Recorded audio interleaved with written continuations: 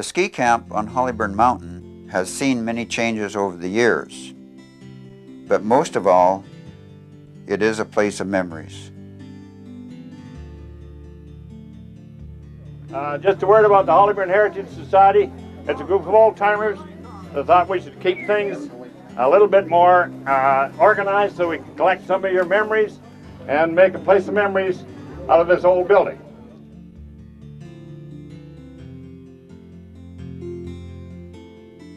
I think the biggest change in Hollyburn when it did happen was years and years ago when they first started logging up here and they built a road up and things started to happen. Things started to change, then they built a chairlift and things started to change. Now I don't say all for the bad either, it wasn't too bad. But we used to get, believe it or not, we used to get more people up here when there was no road than what we did when there was a road. The first time I saw anyone skiing, and of course in those days there was no TV or, you know, so I'd never seen anyone ski, but it was boys on Hollyburn skiing on, Barrel staves. Barrel staves, yes, yeah. That's what they were skiing on. They had them tied to their boots. Well, we came up and saw the camp up here and skis all over the place, you know. Well, not really all over the place. There wasn't that many at that time. And we thought it looked pretty good, so we had a go at it. And we followed up. We raced cross country and downhill. I even tried a little bit of jumping. I wasn't very good at that, though. A little dangerous. Skiing and the difference of skiing today and skiing 40 years ago is two different things. You know, we skied for fun all the time. We had a lot of fun.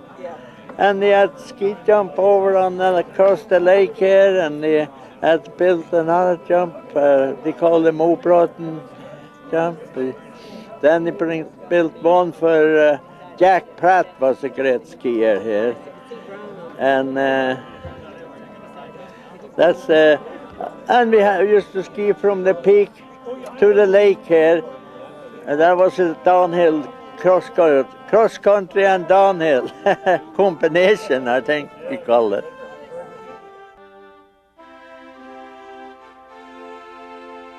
We were just told to take the West Van ferry and just walk straight along Marine Drive to 26th, go straight up 26th to the trail, take the left fork, and you'll end up at First Lake.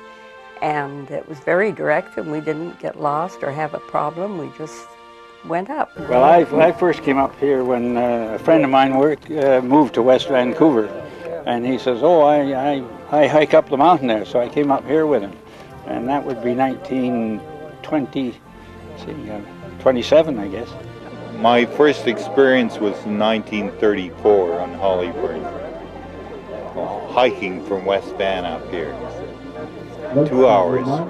Well, that was in 1937. I hiked from the bottom, and it was a day skier. That was my first trip up the mountain. We used to come to West Vancouver by ferry from Vancouver. I usually didn't have enough money to pay for a bus or any public transportation. We'd hike from Ambleside up 22nd Avenue, and then you'd start on the Low Gear Trail. And it was called the Low Gear Trail. It was very aptly named because you certainly couldn't run up it. We used to run down it, but not up.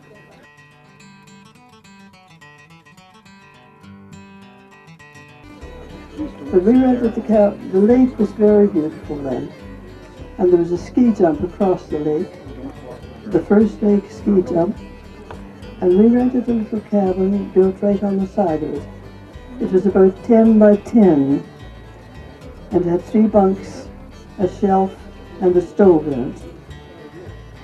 And we rented it from the Hollyburn Lodge here. That was in 1930, about 31, between 30 and 31. We named it the Three Little Pigs, after the 3 of us girls.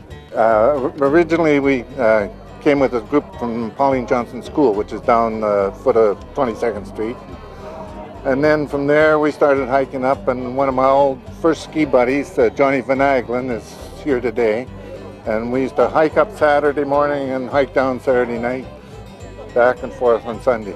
Well, particularly at my age, I think I was 15 at the time when I first started. I'd done a bit of hiking and so on, but it was having a place to go to.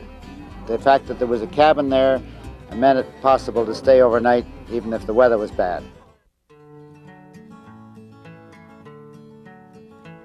Well, it was very friendly people. You know, you used to be, I helped build a cabin here and I brought my family. I had a young boy. I had started a family and packed him on my Packer Nelson pack sack and skied with him on around. And we go up to Ramstedt. That was the big thing, and ski from Ramstedt and down here. Yeah.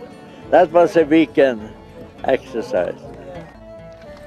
I was the first aid man. I was one of the original first aiders, the founding club, you know, the founding first aid. And so I moved into the first aid cabin, looked after that and did the first aid work for. And then later on I was ranger for 3 years. And then after that I got into the lodge and stayed there for 35 years. We used to come up here, and we used to pack for the ski camp. We used to pack 2 little short skis. They were approximately 2 feet long. They were skis cut off, and we had the tips left on. And we put these skis on, and we down the trail, full bore. Go down and get another load. That's how we. And we got a nickel a pound for packing. We'd make 2 trips on Saturday.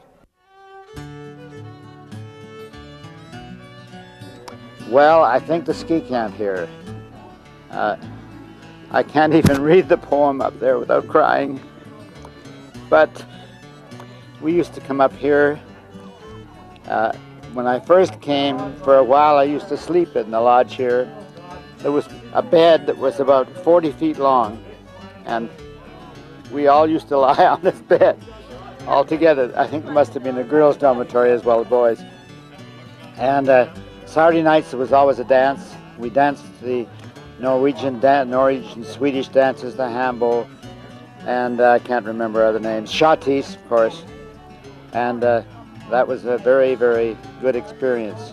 It was more of a group that when we met kids from Princeton and Revelstoke and Seattle and whatnot, it was we always had fun. I mean, it was competitive, but it wasn't like it is today. You gotta win, you gotta win. We went out and had a good time, and we had a good time at night, so we really enjoyed that. I think the friendliness of people, the honesty of people, and everybody was working, you know, it was a family kind of thing, and we all helped one another.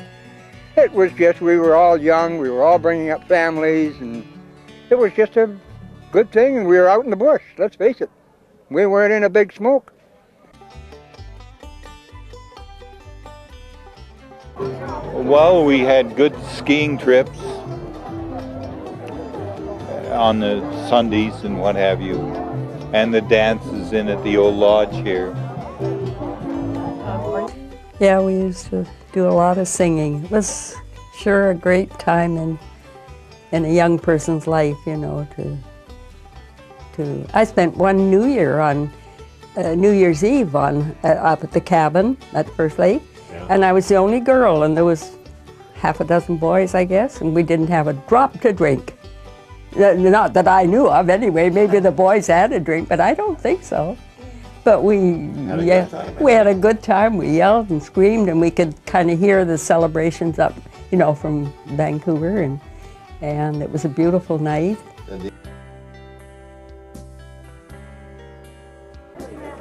It's part of my my blood. Been a huge influence in my life. I guess I was christened here. I was married here. It was my childhood. All my childhood was spent here, and there was many memories that we had. The skiing, the group of kids that I skied with and grew up with, and we skied here for years. And I guess there isn't anything specifically that I could say was special. It was just the whole time was wonderful. It was very unique, a very unique place to grow up for sure, and be involved with.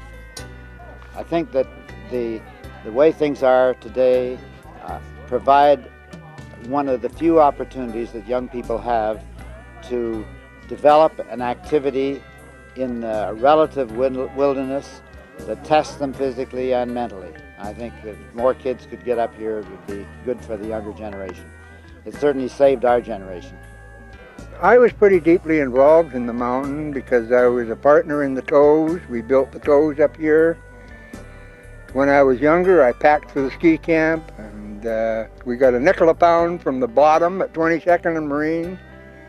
And then my kids were all brought up here. I got 3 kids. Every one of them came up when they were 3 months old and slept in a drawer and and a Campbell soup box. I did go up to the peak of Hollyburn. Well, it was when I was 90, I did lots of things just for the last time. And one of them was to go up from First Lake. I went up to the peak. And it was hard. It was hard, but I made it. And I sat on the top and in the sun, and I was alone, but there were a lot of people